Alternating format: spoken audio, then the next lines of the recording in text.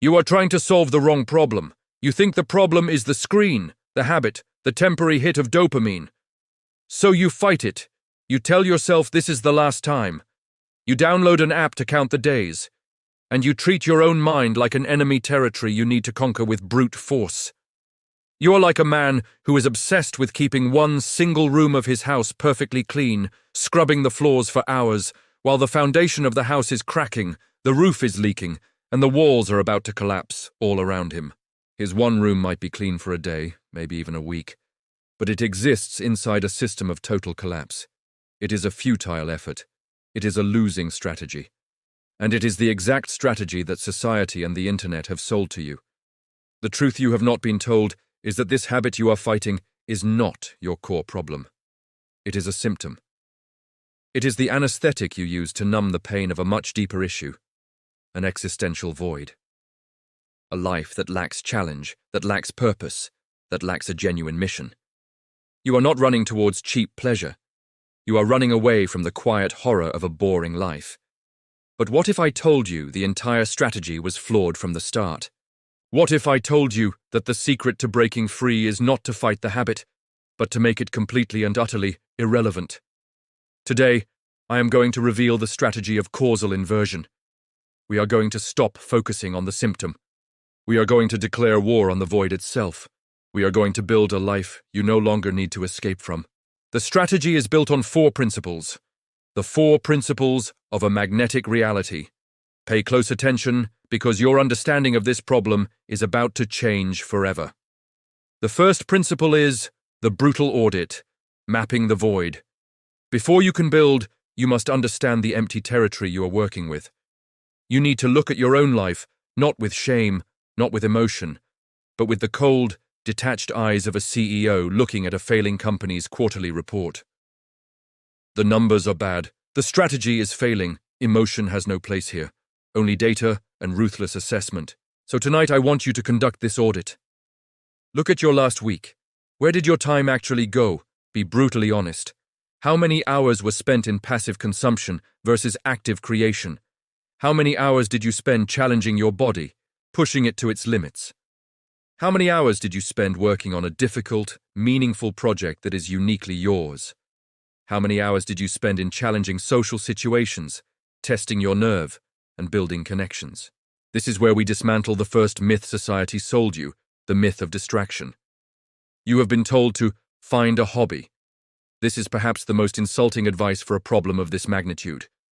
A hobby is what you do to pass the time. You play a video game.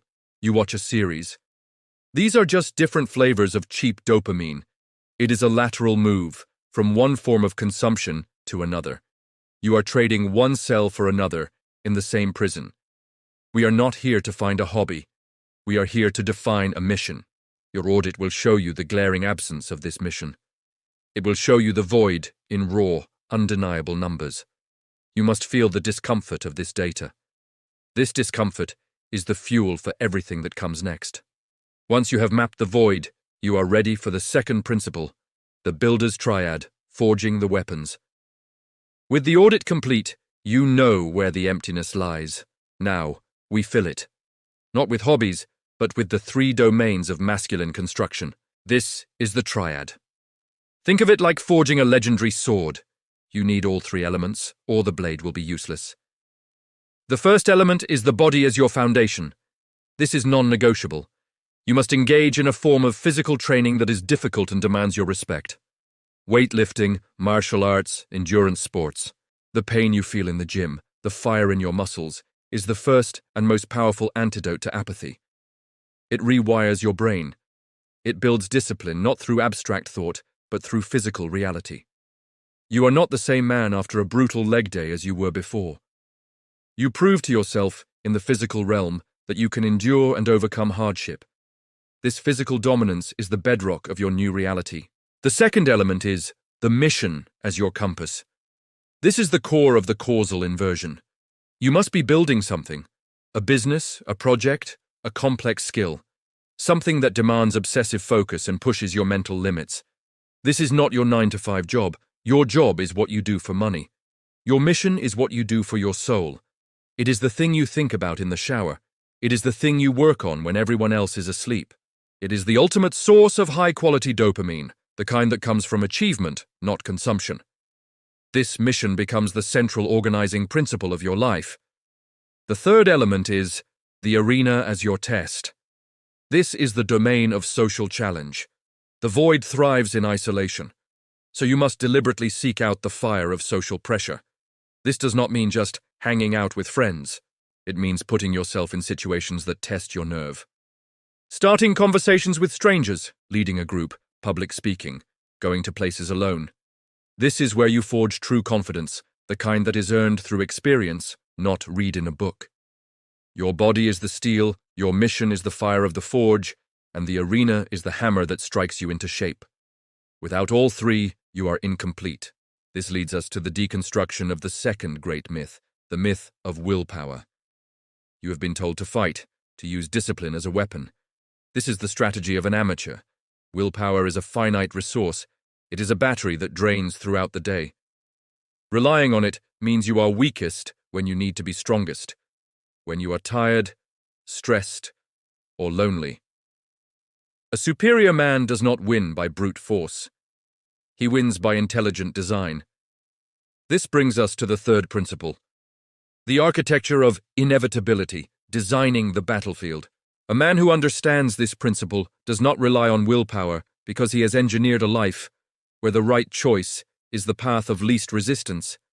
He is an architect of his time and his environment. Think of it like this.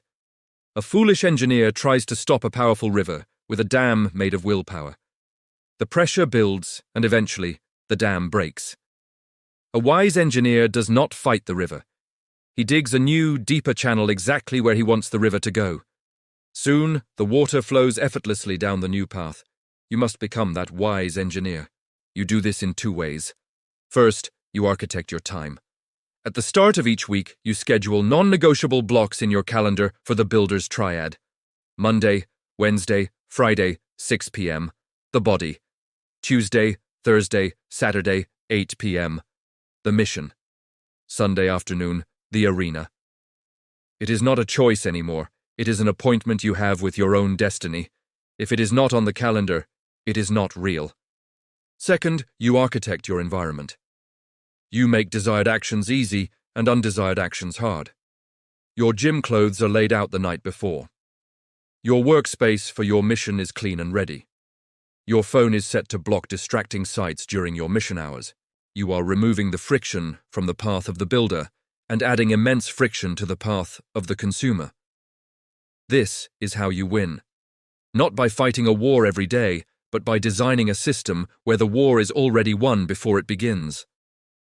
This is why the popular advice to focus on your triggers is another flawed, defensive strategy. We don't spend our lives mapping out and avoiding 1,000 little triggers. We build a life so powerful that the old triggers lose their meaning. The trigger of being alone at night is not a danger when you are exhausted from the gym and excited to get back to your mission. You have not avoided the trigger, you have simply emptied it of its power. This all culminates in the fourth and final principle. The discarded symptom, the obsolescence of addiction. After weeks of living by this design, of auditing your reality, of building with the triad, of architecting your life, you will notice something strange. You will realize you have not even thought about your old habit. It was not a struggle. There was no fight. This is the final proof of the causal inversion. This is where we dismantle the most pervasive myth of all, the myth of the day counter. The community is obsessed with streaks, 90 days, 180 days. This is a trap. Counting the days keeps your focus squarely on the problem. It gives the addiction power. It frames your life as a constant state of not doing something. A relapse at day 89 feels like a catastrophe, triggering the shame cycle that sends you right back to square one. The true metric of success is not your day count. The true metric is the number of days you lived so fully that you forgot to count. The goal was never abstinence. The goal was relevance. Your old habit was like the monster under the bed you feared as a child. You did not defeat that monster in a heroic battle. You simply grew up. Your world expanded. You became stronger, wiser, and the idea of that monster became absurd. You outgrew it. By building a reality that is magnetic, challenging, and meaningful, you do not beat your addiction, you simply outgrow it. It becomes a discarded symptom of a disease that has been cured. A foolish memory from a smaller version of yourself. So the question was never, how do I stop? The question was always, what is worth building? The theory ends here. Now, one last action before you close this video. Like to seal the commitment. Comment your mission to make it public. Share the plan, and go build.